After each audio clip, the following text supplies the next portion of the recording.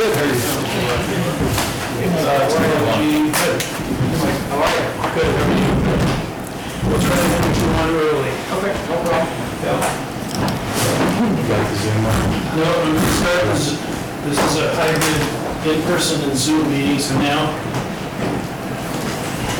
to start the Zoom.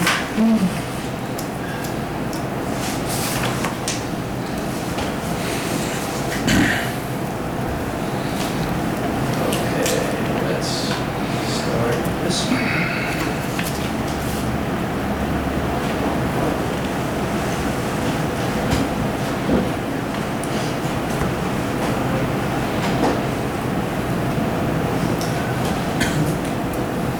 I don't see anybody.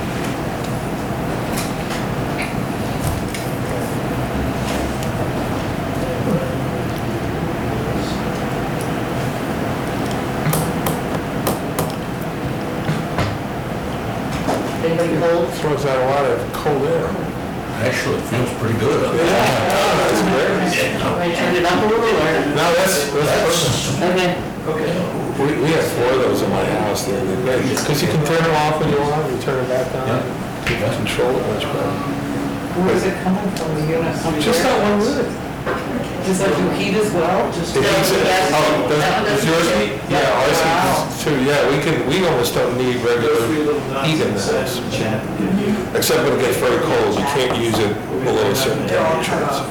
I've been using them in Japan for years and years. Oh, I yeah. ask you to do me a favor, as people, Mitsubishi is the first one. Mitsubishi, and they're still, I think that's the biggest, Do you need the space heater? the biggest producer. this is, I'll just. I would make an Also announcement. catching up to Japan.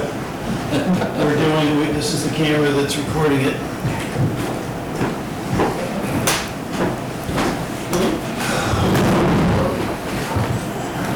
Okay. I would like to call to order this meeting of the town board of the town of Northeast. It's Thursday, June 10th, 2021, 7:02.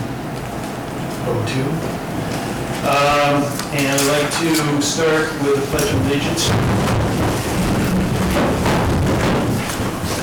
I pledge allegiance To the flag of the United States of America and to the republic for which it stands, one nation, under God, indivisible, with liberty and justice for all. Gail, could you conduct a roll call Supervisor Kennedy? here? Councilman Fidelli? Here. Councilman Terry? Here. Councilman Midwood? Here. Councilwoman Morrison? Here. Yeah, quorum. Okay. We have an agenda for the meeting, and I believe the agenda, we are going to amend the agenda to add a resolution, which has been prepared by Warren Broklansky, regarding the bidding for the highway garage. So I'd ask for a motion to approve the agenda as amended. So, move. Second.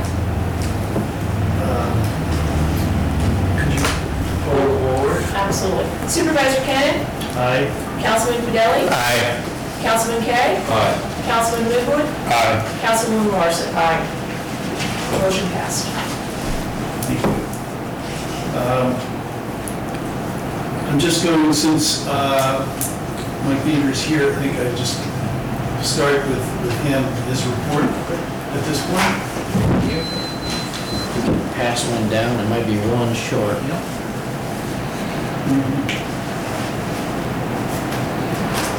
Well, you guys are, How are things in town?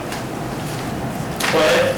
for the most part, if you guys, I don't know if you guys heard about the criminal mischief up at the cemetery. That's what, hoping that you'd be able to Yes. talk to us about. I mean, if anyone from the town or the public has any information to help us out, as of right now, we don't have any suspects. We have interviewed a few people, talked to several people, but as of right now, I don't have any suspects. So if anyone hears anything, knows anything, saw something, no matter how small you think it could be, let us know and we can follow up on that. But as of right now, it's it's very disrespectful, and I don't have anything more on that. This was the second time, I think, that this has Second. happened. Yes. And was the first time was it a year ago? It was or- pretty close to a year ago, if not on the same date. Yeah. Yes. And it was the same type of rubberized paint? Yes. That's what I hear. Yes, it was red in color. So me personally, I walked at the old elementary school, the park, I walked the entire cemetery up Wakeman Road trying to find any signs of anyone with paint cans or anything like that, and it turned out to be nothing, so hopefully someone saw something or knows something, they can report it anonymously. How many stones were actually affected? I believe there was 5 or 6. That's what I heard. And they were spread out, they were in Different one. parts. They weren't in one area, they were different parts. A couple of years ago, we did take a report of someone actually took a headstone and went missing, so, I don't know if they could put up cameras or whatnot, but there's a few incidents that have happened up there, so, unfortunately. Are you able to drive up there and drive through it from time to time? We have been. Yeah. Our patrols every single night, several times. Go up there, check it out, and if we see anything, obviously. When I was doing my patrols, I talked to a couple people that were just in there. Their stones weren't affected, but we Were have been. these different headstones from what were affected before? I don't know the ones that were affected before, so I couldn't give you a good answer on that. So the report that I gave you tonight, there's a total of 45 calls that we handled for the month of May 2021. 16 were in the town, 29 were in the village, and included in those 45 calls were 4 arrests.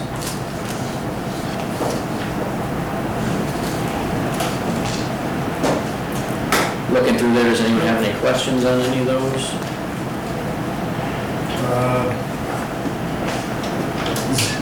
How does that compare with, I know we sometimes compare that with a year ago. Of course, a year ago was an unusual time. Right, so last year, this time, for that same reporting month, it was low. It was in between the 20 and 30s, just from me looking at it before I came here. So these numbers are going up. We saw that this past month, and actually in April, we saw our numbers just skyrocket for some reason. Don't know why, but Probably easier to compare it to the year before then. yes. Yeah. Yeah. So, Any trends, anything that you're seeing? no, not that I'm aware of. Anything different? I mean, a couple of months ago, and it was in April, we had a lot of larcenies from vehicles, us, the state police, the sheriff's office.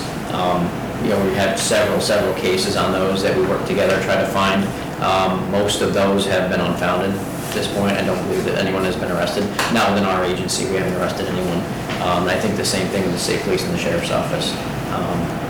Unfortunately, we don't have any suspects.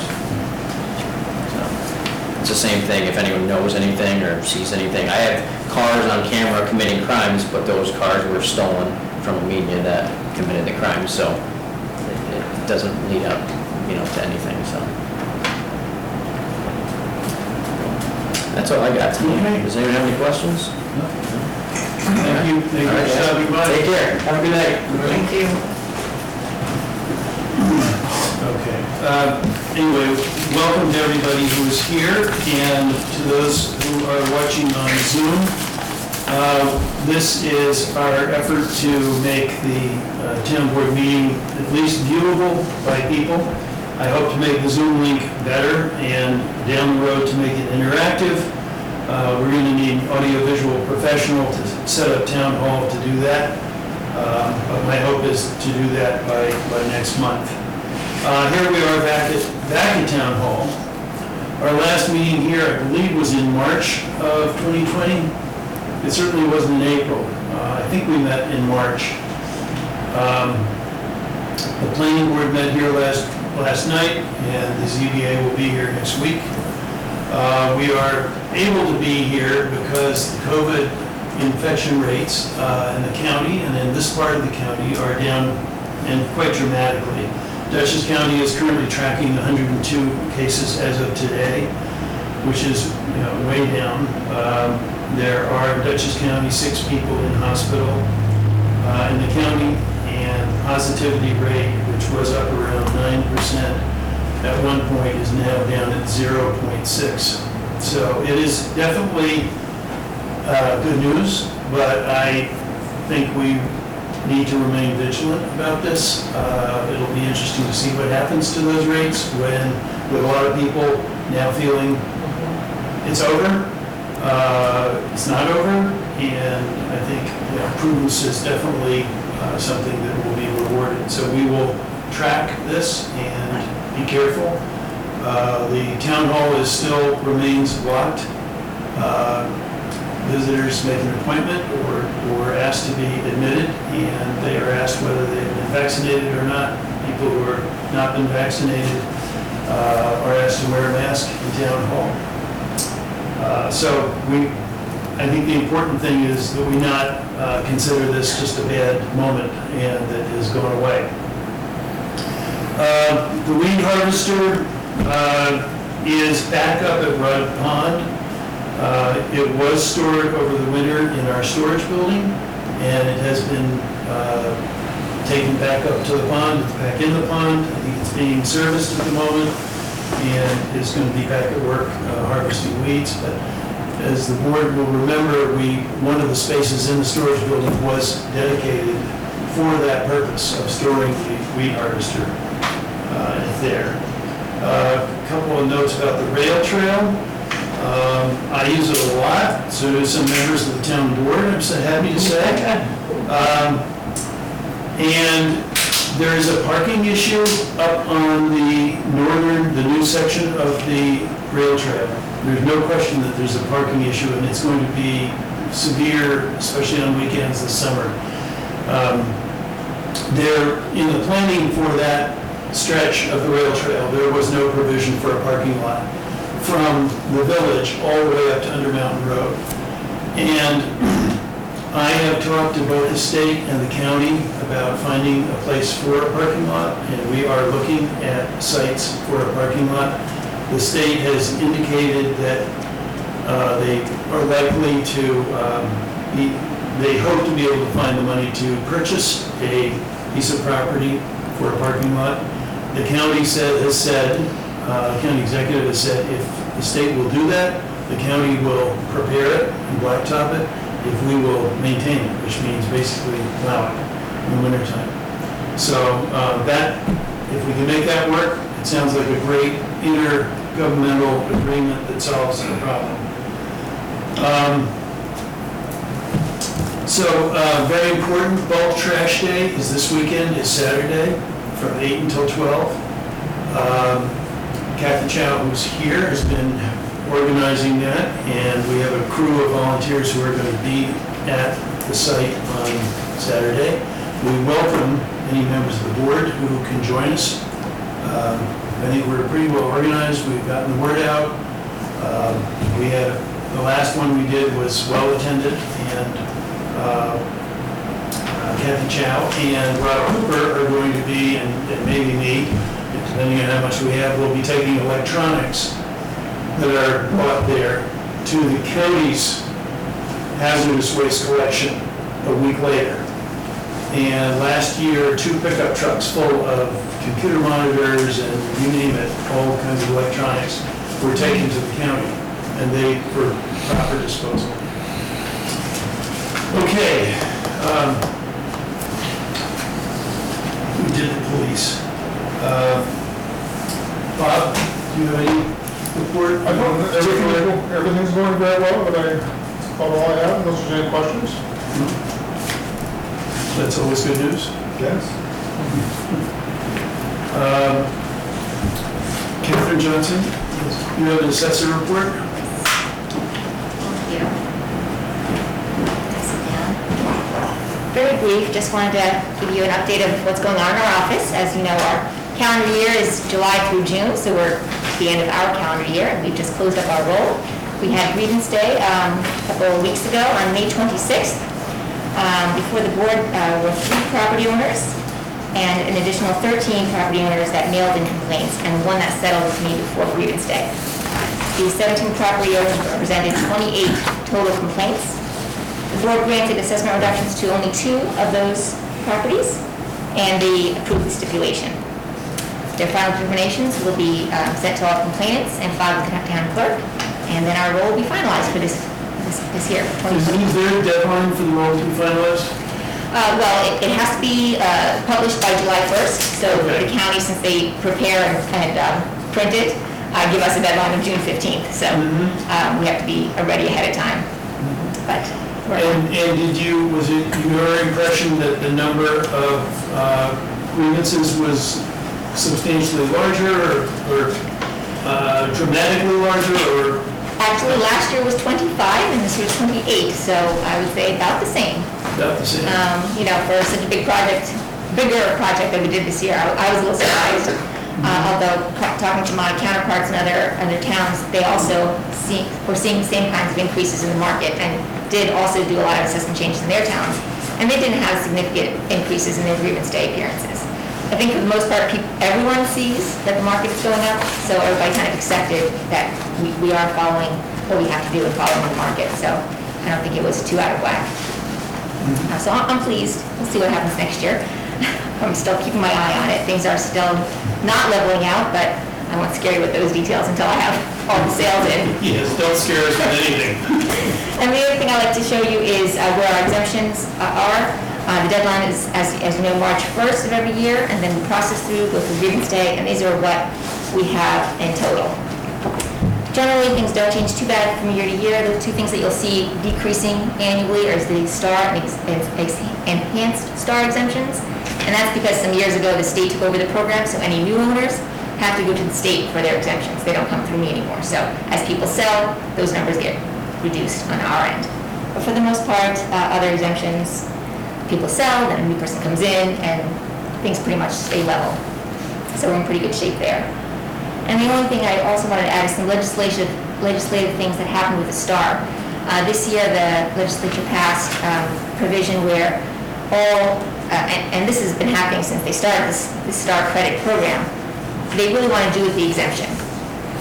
They're encouraging people to go to their STAR credit check program rather than get an exemption on their taxes. For whatever reason, fine. But the next step that they're doing is anyone that lives in a mobile home park will now have to be in the credit system instead of the exemption system. They just made this decision, and next year, they themselves, thankfully, they're not putting it on our offices, but the Department of Taxation and Finance will move everyone that has an exemption in a mobile home park into their STAR credit check system. Little by little, they're shifting. And then the other change was also a couple years ago, they instituted anyone that was delinquent on their property taxes would not be able to get their STAR exemption, kind of like an incentive for people to pay. But this year, I guess pandemic related, they rescinded that for this year. So anyone who is behind their tax bills can still get their STAR exemption and hopefully stay on track with their taxes. So How many property owners in the town would you say have STAR exemptions? I can tell you exactly. 275 have the basic and 158 have the enhanced, which is the senior. All right. As you said, as you noted, there's been that gradual reduction over the years in the STAR and the enhanced STAR, and that you believe is probably due to the state taking it over? Maybe Absolutely. not? So as soon as someone sells their house, I have to remove the exemption. The new owner cannot come to me for the exemption back. So typically, a new owner would come in and they would get an exemption and we'd go even. But that new owner has to go to the state. So that exemption is lost forever on our rolls. They're still technically getting the same financial benefit. It just doesn't come as a reduction in their tax bill. It comes as a check that they can deposit in the bank and spend. Hopefully on their taxes, but that's just the same difference. But the monetary amount should be the same, the state claims. I don't know. Anyone else have any questions for our assessor? I'll have a moment from you later in executive session for legislative, not legislative, for certiorari case. Okay. Okay. Thank you. Thank you, Catherine. The board has received reports on planning, zoning, and building department from the clerk. I don't think we have any committee, I don't know if we have any committee reports. Do we? None? No. None, okay. The board received a memo and a draft resolution concerning energy benchmarking. Jennifer Dowley sent this resolution to you, and I would go with an explanation of what it is. This is one of the climate smart actions, which under the Climate Smart program, there are a number of different actions. This one is about energy benchmarking, is to assess how much energy our buildings use. We don't have very many buildings. We have this, we have the old highway garage, and we have the storage building, really, I guess, at the moment, which are qualified. And of course, the storage building is unheated, so it's just lights. In any event, the goal of this is to track energy usage, which could be electricity, it could be propane, any energy that is used in a building, so that as we work to reduce our energy consumption in the future, we have a baseline to compare it to. So this is something that is no cost to the town. It will involve members of the Climate Smart Task Force. It will involve Lorna helping them, and Bob probably helping them to get data on the buildings. And it will get us credit from the Climate Smart program. Chow, did I leave anything out? It's dual, it also gets credit for clean energies. From NYSERDA. So it gets NYSERDA points. So it's a double header. Anyway, you have the resolution. A portion of this resolution is just very technical, and Warren, I was wondering whether it is satisfactory for the clerk to read essentially the preamble to it, which is fairly extensive itself, without. First part. Yeah, that's First part. Yeah, you don't have to go through. Okay. Gail, could you do that? Certainly. Resolution establishing procedures for the town of Northeast staff to conduct building energy benchmarking.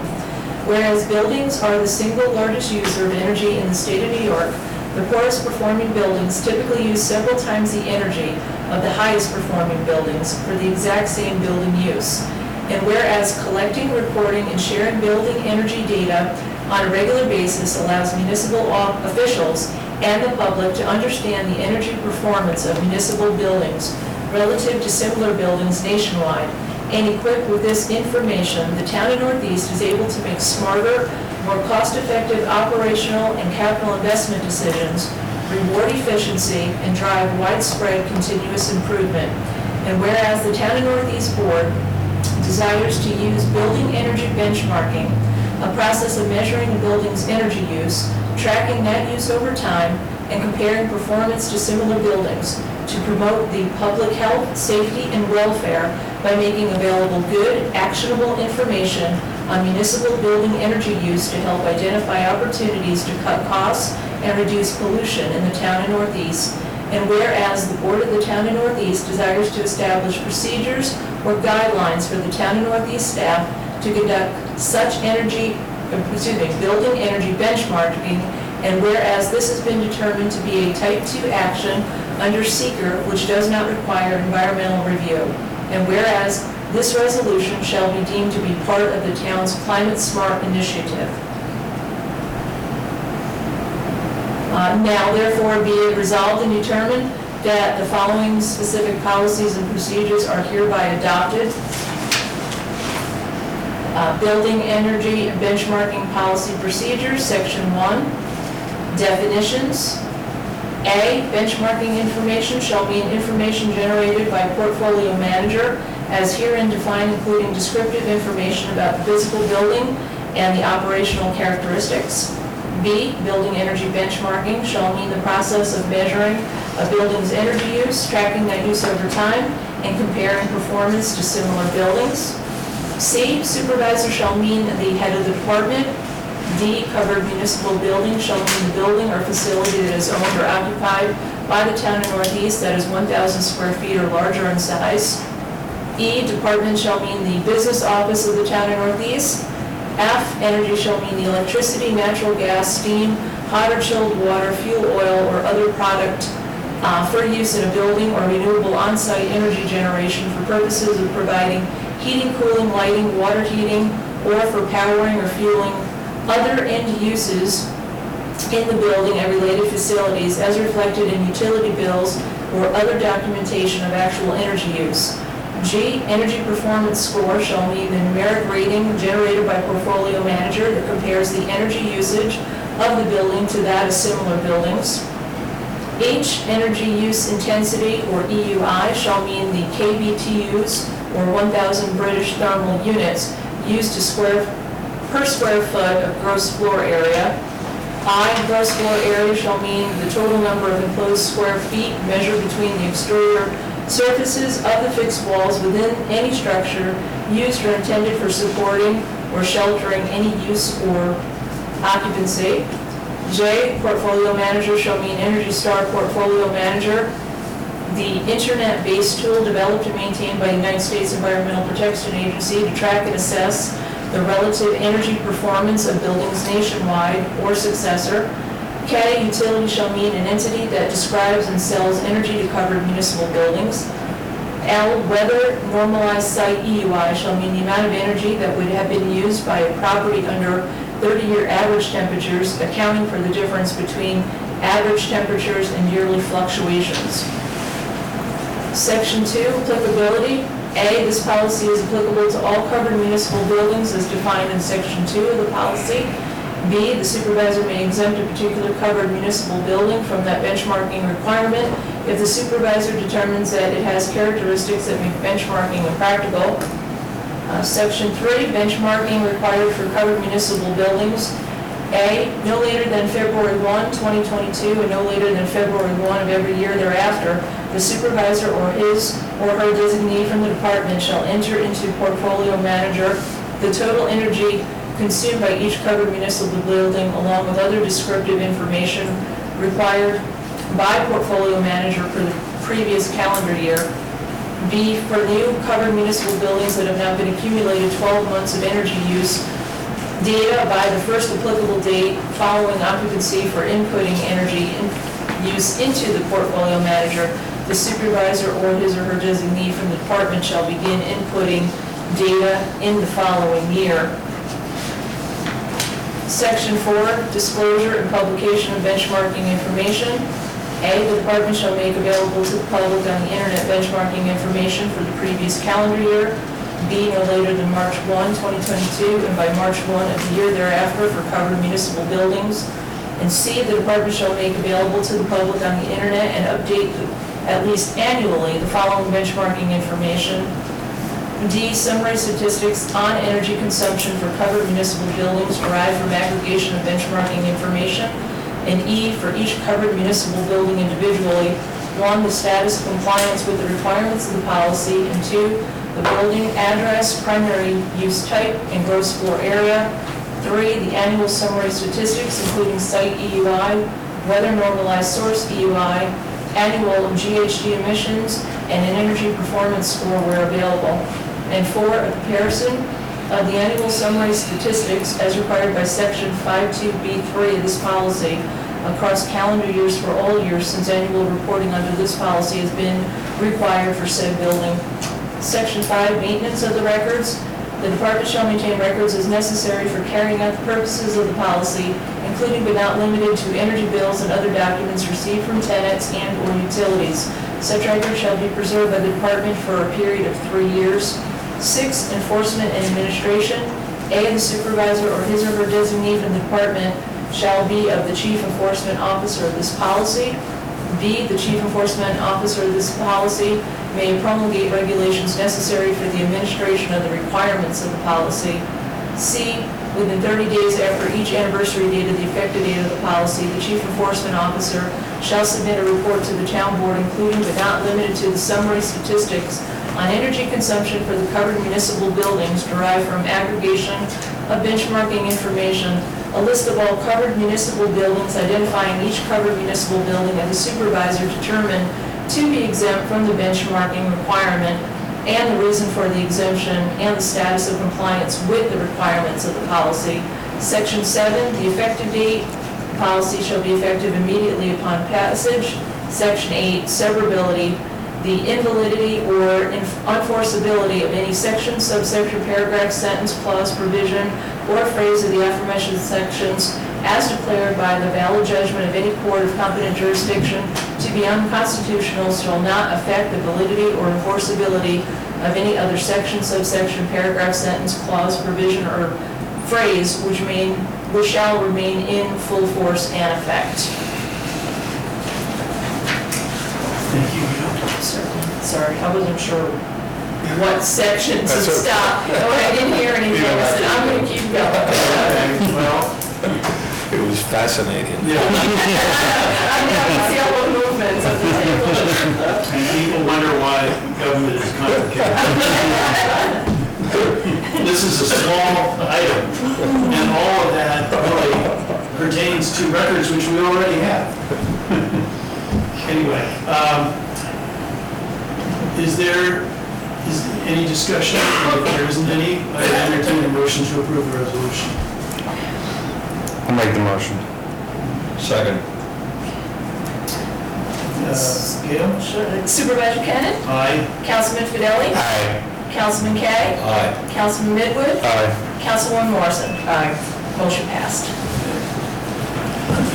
Do one other climate smart thing, and then we're gonna move on to the rest. I just realized that there are people here who don't have, you gave me this, so this is. Thank you, Gail. I was to that one section, and I'm like, it seems like it's just hanging there, so. Didn't seem to have a closure, so. No, just one up. So, there are, as I mentioned, there are a lot of different pieces of the Climate Smart program, which we are working on, and which the Climate Smart Communities Task Force, which Kathy Chow is heading up, has been working on. And I really would like just to take a moment to say that it's inspiring to me how much time and effort has been spent by this task force on meeting on fulfilling our goals as part of the Climate Smart Communities program. As you all know, we registered for the Climate Smart program, which is very easy to do. You simply basically say you're registered. And then the goal is by completing a number of actions, eventually to be certified as either a bronze or silver or someday, some century, gold community. And there are hundreds and hundreds of communities in New York State that have registered, have signed up for it. A very small number have actually gotten certified as bronze, and an even smaller number have been certified as silver or gold. Dutchess County is actually is certified at the bronze level itself. Anyway, in the very beginning of when we got involved in this, there were three main actions that I talked about quite a bit and we were focused on. One was the road stream crossing study, which is that big, huge volume that we've seen and which we've approved. It's still going back, it's being tweaked a little bit. HBA, we did a lot of the work, has made a few suggestions, and the state's made a few suggestions. A second piece of that work, which is the one we're focused on today, is a review of the town's policies and procedures to assess the degree to which they assist us in combating the effects of climate change. And that's really a review of there's nothing that we have to do out in the field. This is really a review of what we have at the town level that addresses climate change. And I'm going to ask Chow to talk about it, but essentially HVA is doing Housatonic Valley Association is doing this work with us. And what they do is go through and sort of look at all the different areas that we have and see where there are places that there's something that we could do to bolster our internal procedures. So, you want to give us no. This is, so HVA is using something called a CSRP tool. It's a climate resilient planning checklist. So Chow, could you just sit sideways so that the camera can, you don't have to address the camera, but just so that people, there you go. Bob style. Okay, so the CSRP tool goes on for 17 pages, and it's a spreadsheet like this. And they go through all the different policies and identify from this massive checklist what we don't have. And then our job, your job, is to go through and decide what's relevant to this town and what the priorities are. So that will be the next step after this. So they've given us a very preliminary draft. And this is a sort of a cheat sheet that you have in front of you of things that could be on that list. And they fall into a few categories. Some of them have to do with people, like training and communications. Some of them have to do with tools for planning, which might be zoning issues. Some of them have to do with notifying people. So that's things that the Climate Smart website can do. It's events, it's, Floods. Flooding. A lot of this has to do with flooding. So if you take a step back, Climate Smart community is about basically two sides. One is about mitigating climate change, greenhouse gas emissions, stuff like that. And the other is about resilience. So when we do have extreme weather and storms and flooding, how do we recover from that? And how can we prepare ourselves to recover in the best way possible? So some of these are about disaster recovery. And then there are a few things that can also be done with partner organizations within the town, like NECC and Townscape, that kind of stuff. So there are a few things I'm going to call out. One of them, an easy one, is to just take some existing maps and do overlays on those maps so that people can really understand clearly what the layers mean, the steep slopes and the floodplains, and see where the houses are, see where the roads are. This can be an extension of the road stream crossing project. We're also encouraged to get historic data from residents, so people have memories of things that have happened in the past, and we can collect that information and use it going forward. We can also look at various codes and see if they should be enhanced to promote building in smarter areas where, have floodplains, obviously. And there are things like, there's such a thing as a certified floodplain manager, which sounds like enhanced training for engineers. And we could have a floodplain manager sort of on our team to help us assess these things. So there's a lot here for us to talk about and think about, and what I would like to suggest is that we have a board workshop where we can focus on this, because we could spend quite a bit of time to put it. Well, we're going to get prioritization from HVA, and we're also going to do some filtering ourselves. I mean, there are some things that just don't apply to us. I mean, we don't have coastal water. Right. But so the goal here is to be able to prioritize and say which of the things on this list should move to the top of the list, essentially. And bringing this to you today, the purpose was really just to give you a heads up that this is something that we're working on. It's something that the task force is working on, and the input of the board would be very helpful. So I think it would lend itself to a workshop down the road at some point, hopefully, during the summer. And there's no action required at this point. So that's all for your consideration. Yeah, thank you. Thank you very much. I would like to take the item that I added to the agenda, which is the resolution. This is a resolution which is prepared by Warren with input from the town's engineer. The purpose of this is to extend the period in which we can receive bids for construction of the town's highway garage. We would like to give bidders every opportunity to bid on this project. This is the biggest, certainly the biggest capital project of the town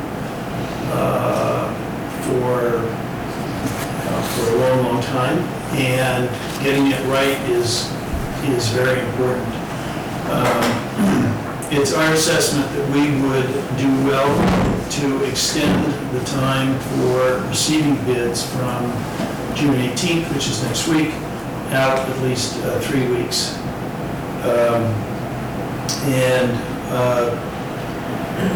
Talked with our town engineer. He feels that that would be an important thing for us to do. And I will just say that I would really have liked for this to have moved much quicker. It has been a very frustrating time to get to this point, and it's continues to be frustrating. But I do think that we would be better off by moving the date out. So Warren has prepared a resolution that achieves that. Do you want to, have I summarized it? Yes, perfectly, yes. I mean, basically, we are extending the bids were to be opened on June 18th.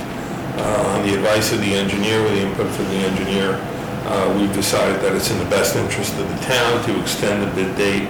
So the resolution basically, it doesn't state that it will be 3 weeks, but it extends the opening date to a date that's will be determined by the town engineer, the town clerk, and the town supervisor.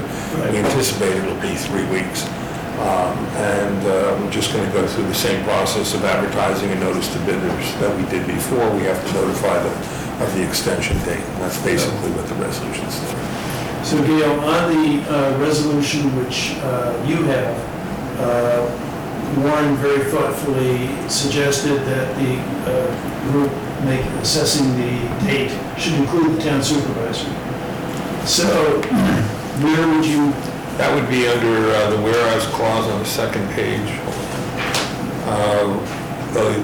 I'm sorry, the resolve clause, the last one, which says town engineer, comma, town supervisor, and the town clerk. Otherwise, it can... So with that one change, would you please read the resolution? Certainly. Resolution authorizing the extension of the bid opening date for the solicitation of sealed bids and furnishing of all materials necessary for construction of the Highway Department garage building at 6097 Route 22 in the town of Northeast New York. Whereas the town has acquired a parcel of land located at 6097 Route 22 in the town of Northeast for purposes of the construction of a sand storage facility, fuel depot, and highway garage. And whereas the project has been planned in 3 phases, with phase 1 and 2 being the construction of the sand salt storage building and fuel depot, which projects have been completed. And whereas the town engineer, CPL Architects, Engineers, Landscape Architect, and Surveyor, DPC or CPL, pursuant to a resolution of the town board, has prepared construction plans for the new highway garage building, including general construction, electrical construction, heating, ventilation, and air conditioning construction, and plumbing construction, dated May 2021. And whereas the said plans and a bid package have been reviewed by the town board and the attorney to the town and have been determined to be acceptable in form and content, And whereas the town board has this day passed a separate resolution providing for the bonding and financing of said construction, including engineering and legal fees. And whereas the potential environmental impacts of this project have been reviewed pursuant to the provisions of seeker, and it has been determined that the project does not have the potential for any significant environmental impacts, and as a result, no draft environmental impact statement was required. And whereas the town board, by resolution dated May 13, 2021, authorized the town clerk and the town engineer to disseminate the notice to bidders and invite sealed bids for the furnishing of materials and labor necessary for the construction of the Highway Department garage.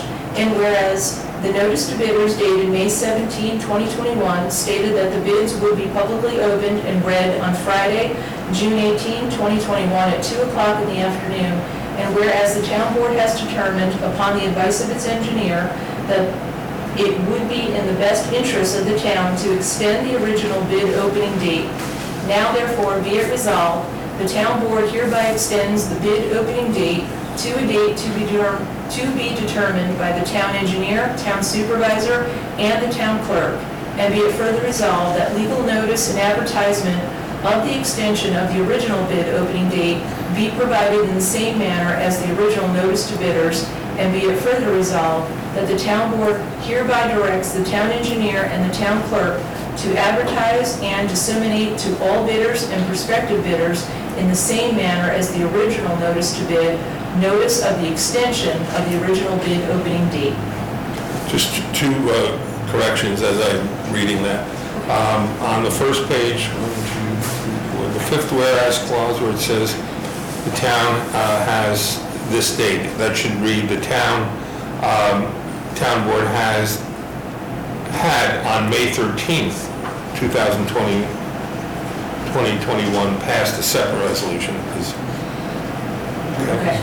And then on the last resolve clause, we're just going to add a town supervisor after town engineer. Otherwise, It's everything's... always nice to be thought of.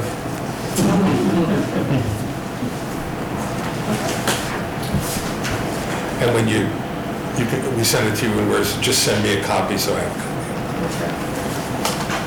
And Ray, of course.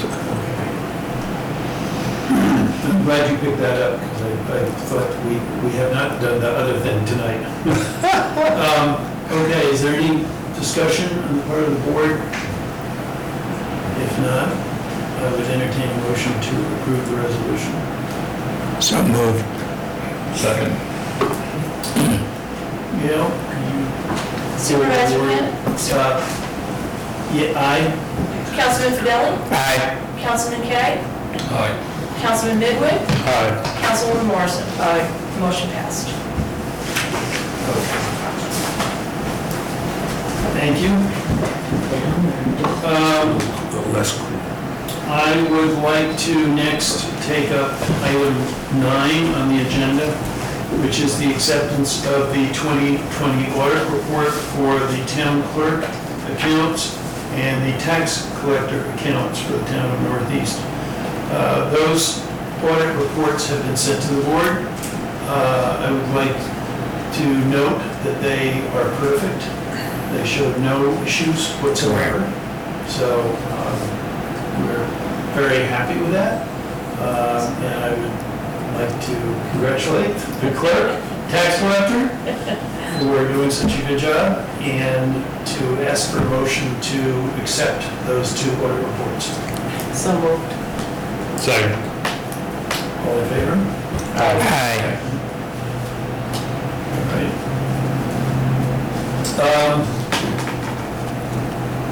So then we have two other items which are just discussion items. The first one is the state's recently passed law regarding cannabis, marijuana. I have listened to some webinars conducted by the Association of Towns, and I've reviewed a lot of the material that has been given to us. As the board knows, the state has passed a law which legalizes the consumption of marijuana and a number of other things having to do with cannabis in the state of New York. It's a big change, and it has implications for lots of things, for people, but also for towns. Because the legislation speaks to everything from agriculture to transportation and so on. Those are not things that we need to worry about. Those are covered by state law. But the two items which are, the two aspects of it which are in the purview of town government, one is the retail sale of cannabis products, and the other is the retail on-premises consumption. So if you want to think of it, one is a liquor store and one is a bar. And the town, every town in the state has, if they do nothing, those two will be permitted within the town or the village, and subject to the town's zoning. So if we do not opt out, which is the words that they use, from either of those, we then would have the obligation, the right and the obligation to say when, where, and so on, any retail distribution could take place, just as we do with other types of activities subject to our zoning law, including hours and so on.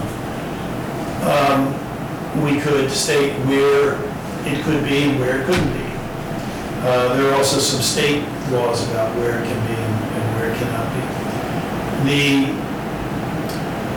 The town will receive a portion of the tax revenue from cannabis sales.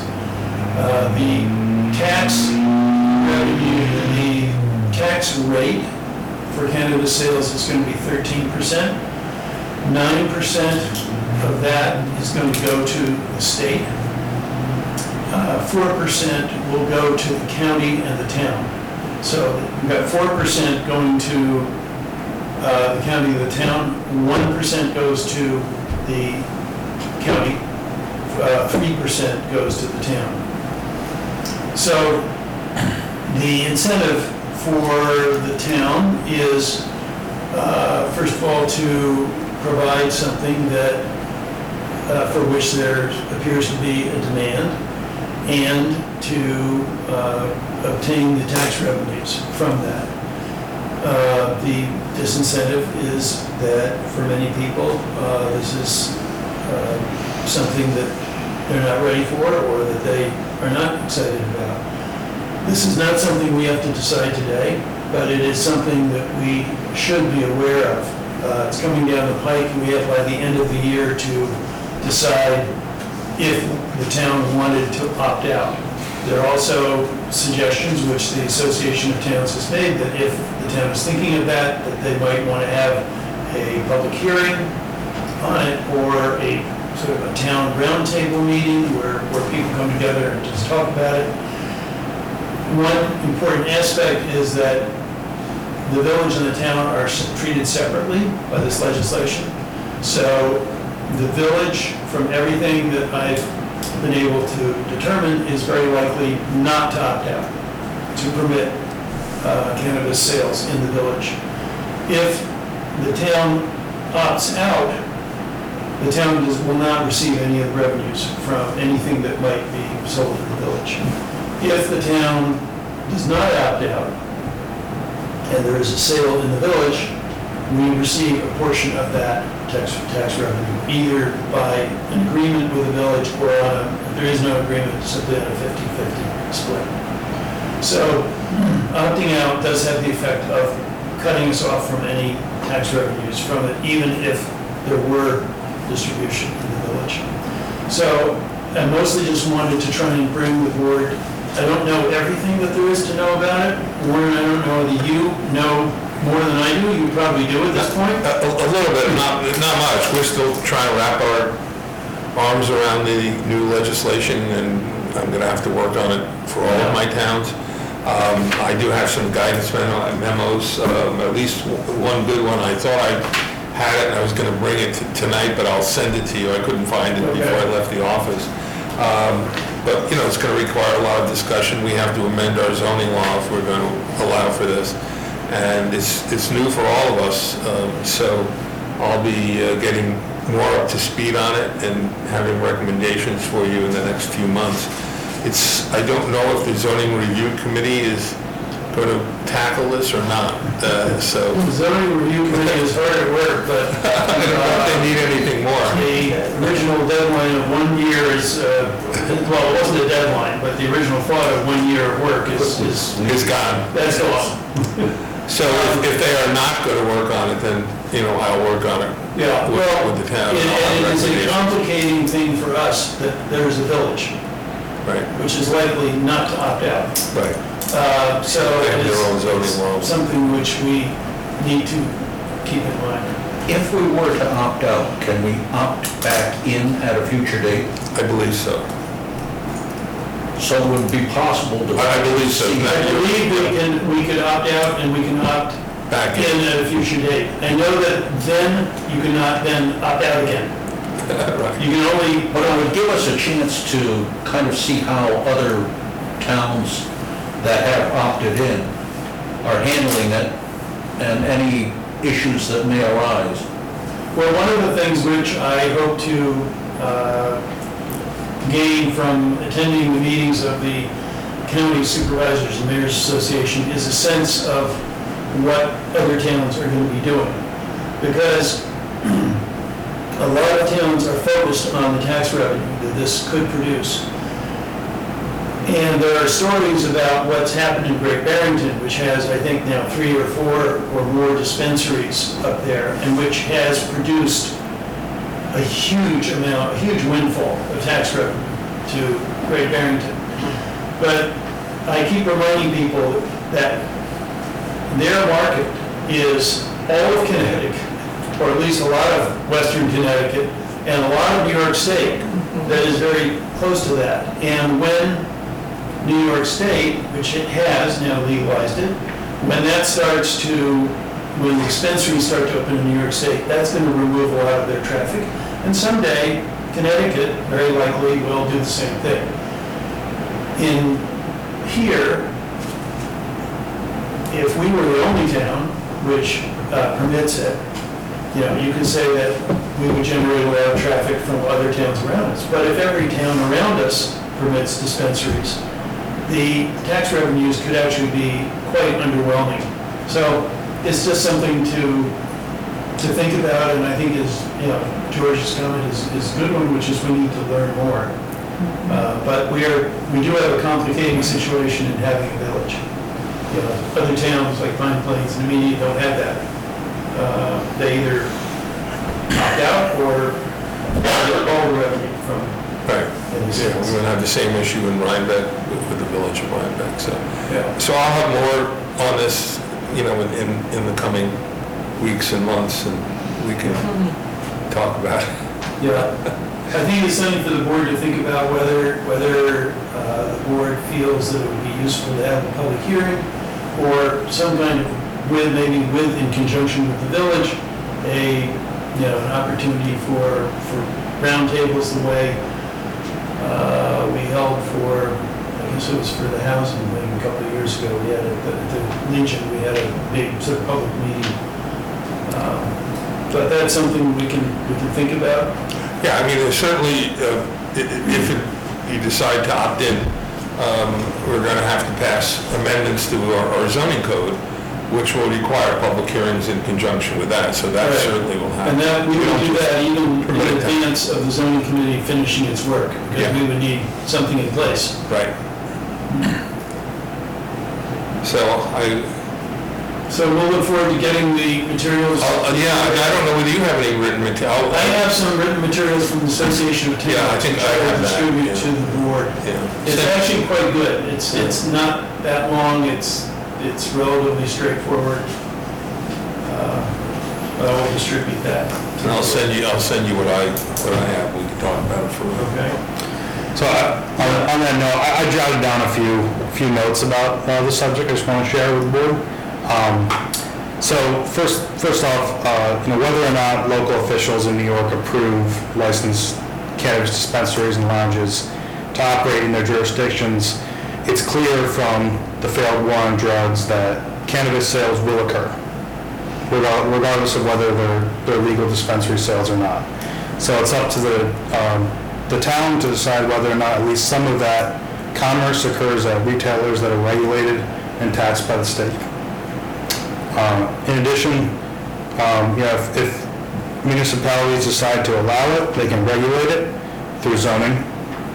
And if we opt out, we lose the sales tax revenue while watching it continue just over our borders or in the village, which has already indicated that they're likely to opt in. Dispensaries will create much needed jobs, and we don't prevent bars from selling alcohol to those over 21, so why do we prevent dispensaries and lounges from selling legal cannabis? Just a few thoughts I had. Any other thoughts at this point? Can you have just the dispensary without the The lounges? lounges? I And if you do, will that affect the sales revenue? don't know the answer to that. I don't know whether you heard that one. Yeah, I think you can, but I'm not positive to what extent you can partially opt in and have some of that. That's basically it. I mean, there's quite a difference between the dispensary and the on-site use aspect of this. That's a good question. I will come back with an answer to that. We'll have more answers and stay tuned. Okay, just actually it was a fairly quick comment on the American Rescue Plan. There is, I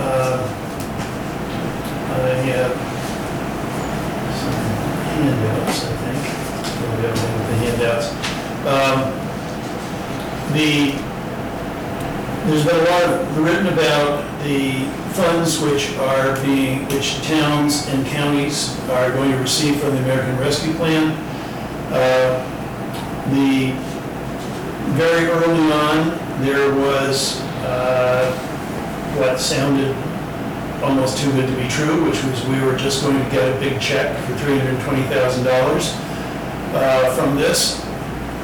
The numbers that each town was going to receive was actually printed and publicized and sent out by our senators and so on.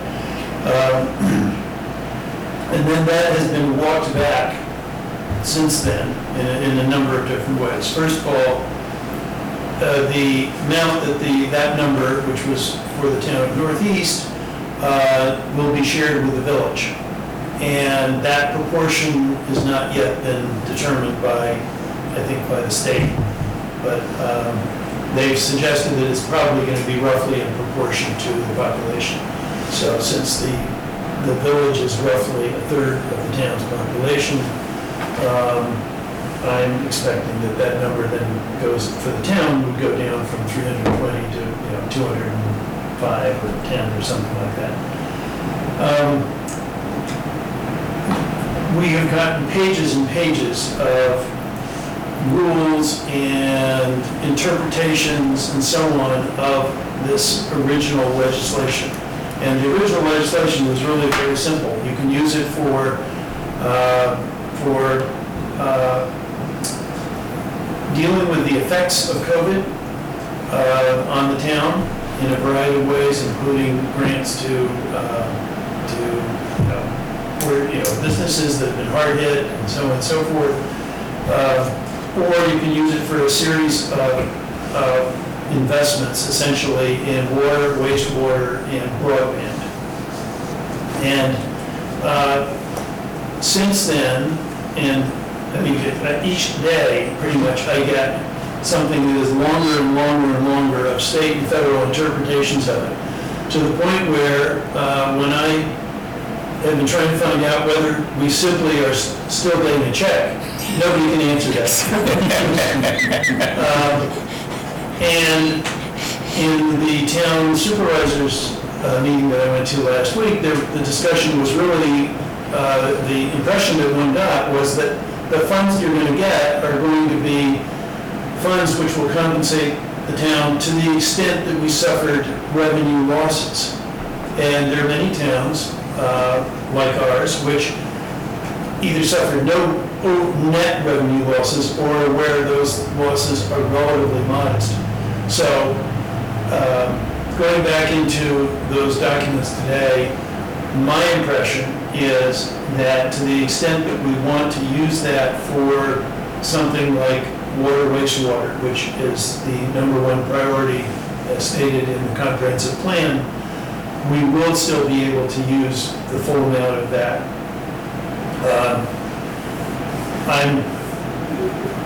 The legislation provides that the money is sent from the federal government to the state. The state then has 30 days in which they are supposed to distribute that money without fiddling with it, without taking anything out of it to the towns. They have, however, a 30-day extension which they can automatically invoke for the distribution of that. And if you read down far enough, there's an additional 30 days which they can ask for, and they will probably get. So it's really 90 days from the time the money has gone from the state to the federal government, from the federal government to the state. Anyway, this is another stay tuned, but this is something which we'll have a discussion on to the extent that the town is receiving funds from this. Now, my feeling is that the reason to have a comprehensive plan and for it to focus on what is sort of the highest priority for our town, for the growth of our town, gives us a very good suggestion of how we can prioritize these funds to the extent that we receive them. So again, Warren, I don't know whether this is something that you've we're been still diving into. trying to get our head around it also. It's really amazing. It's a moving target. I called a higher level of government, which I won't specify, but a higher level of government today to ask which of those was the case. Are we going to get the full amount, or are we only going to get an amount that corresponds to the extent that we lost money? Couldn't answer that question. It's unclear. But I think I'm optimistic that we will see that amount. I think that completes our agenda. Gail, have I left anything out? I don't think so. Down to public comment. Yep, we have a public comment period. We're not able to take comments, as I mentioned earlier, from the Zoom audience, but we have a member of the public here. Okay, I just had an idea.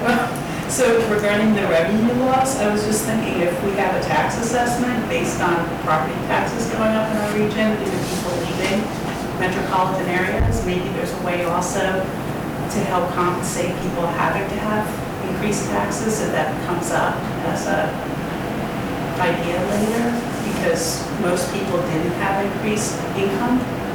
So it would be a burden or hardship on them to pay additional real estate tax. So I'm just looking from the citizen point of view versus like a town government point of view. So that just came to mind. Yeah. Thank you. I am sure that somewhere in revised interpretations, there will be something that will be very specifically address that. So I will be coming back to the board with more detail on what we might be able to use this maybe money for. Anything else? If not,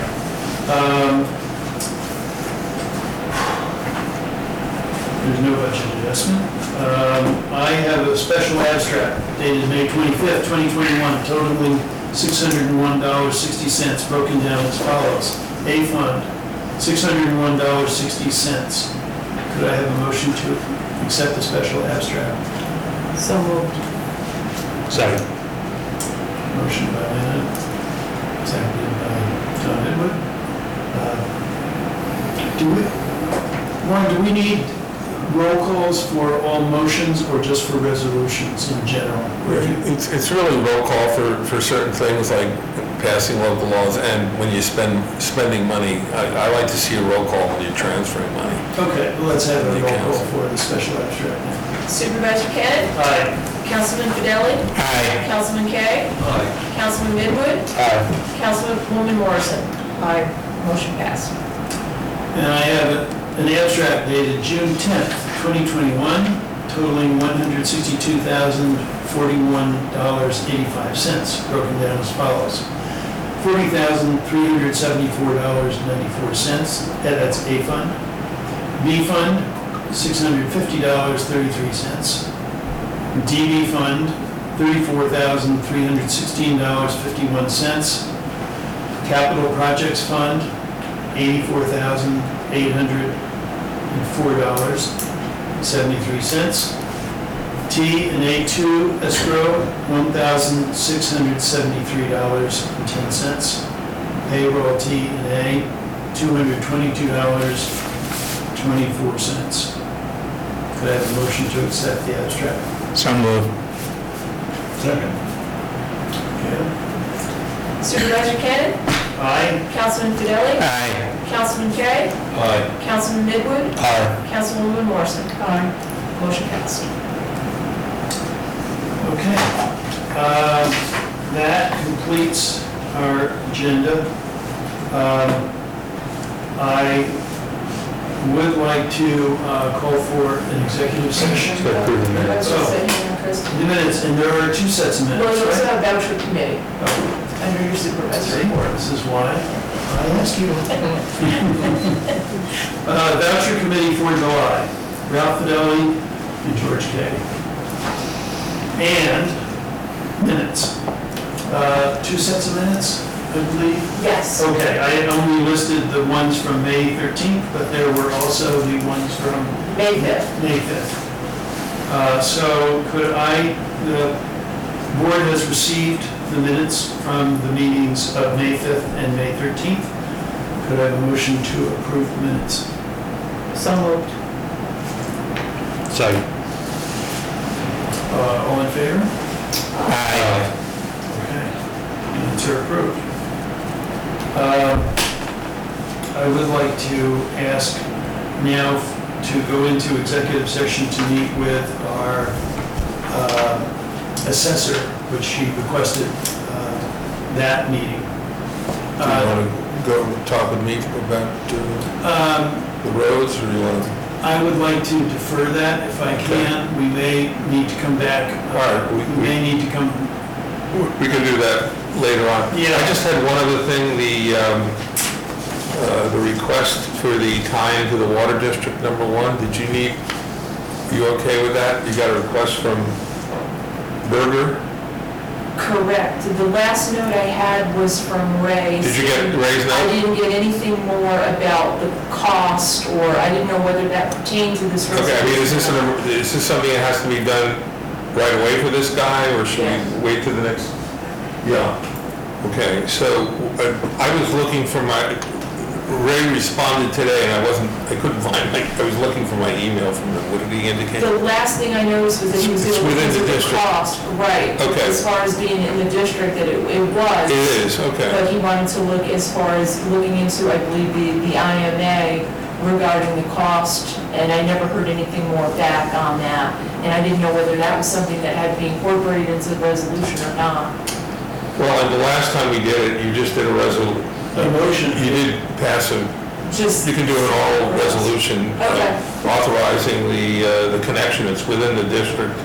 And I think you have to notify the water company of that. Water district, which is The water district, The- water district number 1. And if you need anything more, just let me know on that, so. Okay. Is that satisfied? Does a motion approving Yeah, what's the guy's name? Yeah. It would, let me just follow what we did last time. I'd like to get it out of the way if we can. Yeah. So it would be a resolution authorizing the connection to his property from Water District Number 1 of his property at 74 Red Pond Road, and just pass that resolution, notify the water company, and Ray can provide you with any additional information in terms of how the connection is affected. So we have a resolution authorizing the addition to the water district. Yeah, he's in the water district, right? So just authorizing the, I wasn't sure. Authorizing the connection for this property at Right. 74 West Pond Road. So he's entitled to that, you just have to go to that. I thought he might have been an out-of-district person who was looking for an agreement, so, but that's not the case in this case. Could I have a motion to approve that resolution? So moved. Second. This is the motion approving the addition of this property to the water district. All in favor? Aye. And if we have to clean up the language, let me know. Okay. All right. So we're done? Yes, Bob, we're going to postpone any further deliberation, but hopefully regarding road abandonments, but I'll be back to you on that. Okay. Okay? Is this going to be executive session? This, I'm asking for... I think it's for a tax surcharge, so it probably has to be, Yes. A roll call vote for Yeah. leaving in. Okay. Just Thank you, say Ray. we'll leave. Yeah, I'll leave. Yeah. All right, good night, everybody, we'll be Good talking. night. Good night.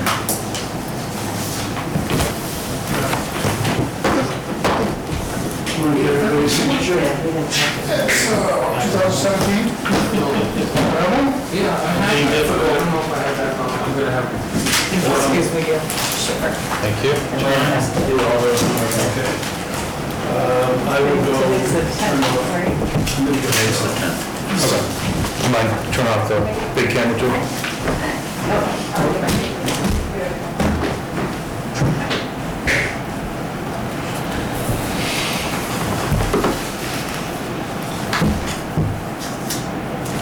Okay. Should have a roll call for the... Yes, yes. I am going to ask for a roll call vote to go into executive session. I'd like to have a motion to go into executive session. So moved. Ralph Fidelli, Second. Senator Morrison, Fields. Supervisor Kennett? Aye. Councilman Fidelli? Aye. Councilman Kay? Aye. Councilman Midwood? Aye. Councilwoman Morrison? Aye. Motion passed. Okay, we will now, in a minute, go into executive session. Once we've signed all of our goodies here.